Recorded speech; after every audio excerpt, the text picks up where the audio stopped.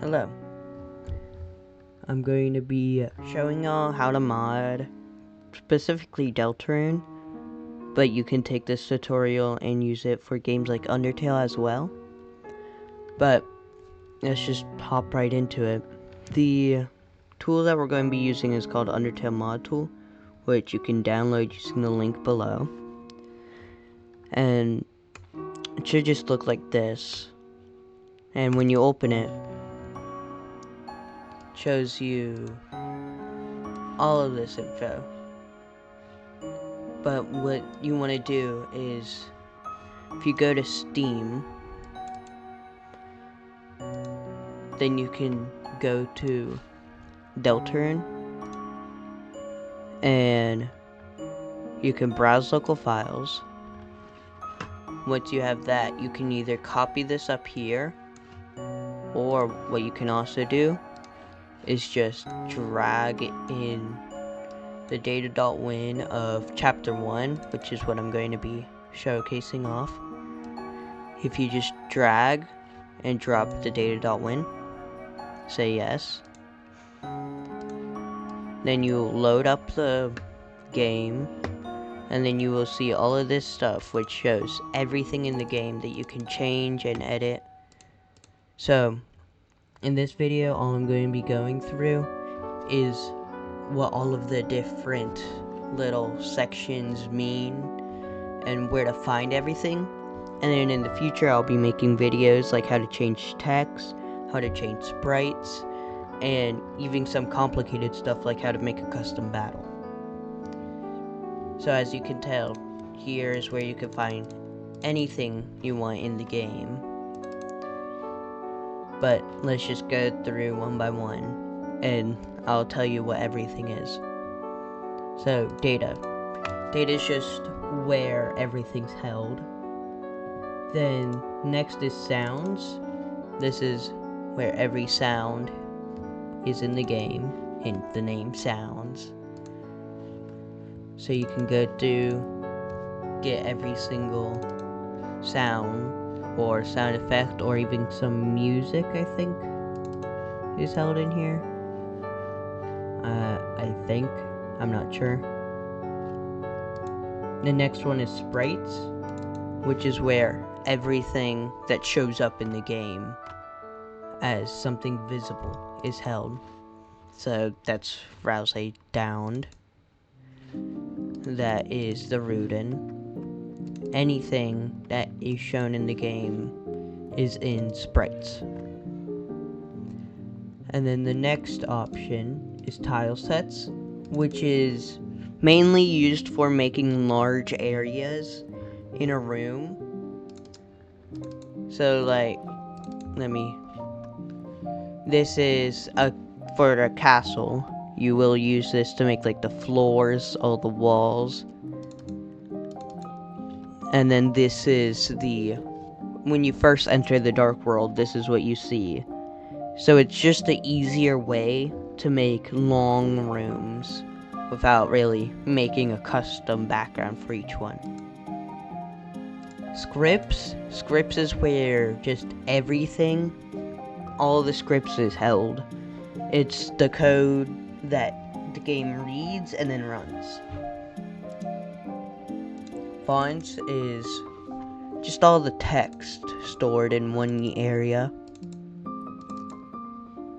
You don't really touch that too much. Game objects, which you will be messing with a lot. Game objects is everything in the game that's visible, invisible. Anything is a game object. This is one that activates a classroom scene, hence the name class scene. This is Toriel's desk. There is everything.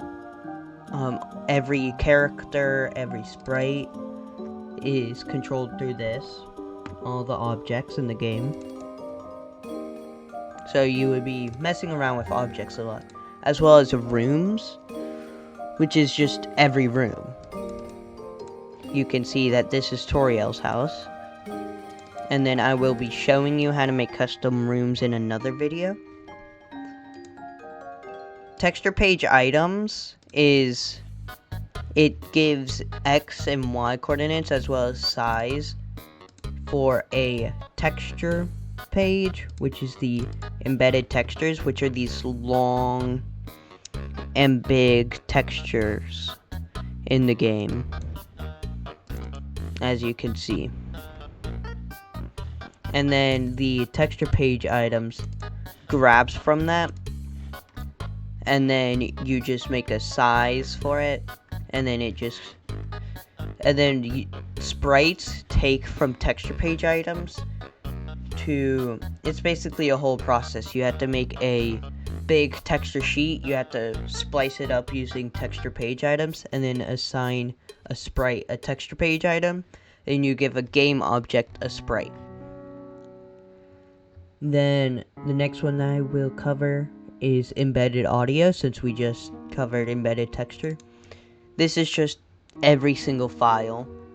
We won't really be importing audio because I just find it easier to have it so you can drag and drop whatever audio and then play it in the code itself. But yeah, this is every audio. Then that, I think, is, yeah, that is all of the main things that you first see. Then file.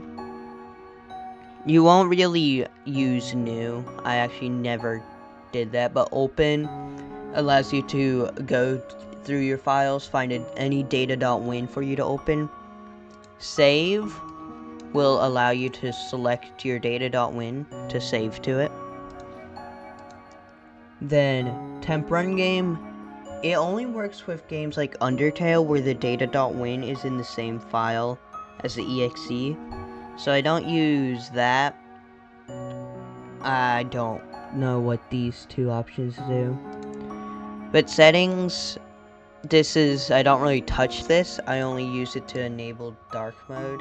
I should not have turned that off. Flashbang there. But this is where you can enable dark mode. Then the only other thing up here that you might need is help, which sends you to the help page. And find, which you can search anything in the code that you want.